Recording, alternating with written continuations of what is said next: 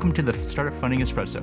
I'm Hall T. Martin, where we talk about how to raise funding and invest in startups and the time it takes to drink an espresso. If you have a question about startup funding or investing, please go to the website, startupfundingespresso.com, and type in your question into the chat bot in the lower right corner to receive an answer. I hope you enjoy this episode. Hello, this is Hall T. Martin with the Startup Funding Espresso, your daily shot at startup funding and investing. In valuing equity, one looks at the revenue for high-growth companies and cash flow for low-growth startups. From this, one can determine the valuation. Tokens bring additional features that impact the valuation. In addition to ownership, tokens bring the following benefits.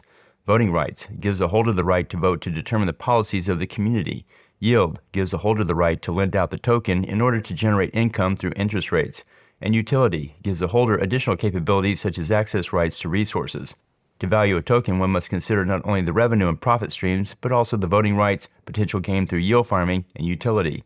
To find a final valuation, one must assign a value to each of these components and then sum them up. This gives the token several more levers with which to pull to increase the value. If the interest rates go up on yield farming, then the value of the token should rise commensurate with it. The token holder has the right to vote to increase the value of the community, and the value of the token should increase with it. Thank you for joining us for the Startup Funding Espresso, where we help startups and investors connect for funding. Let's go start something today.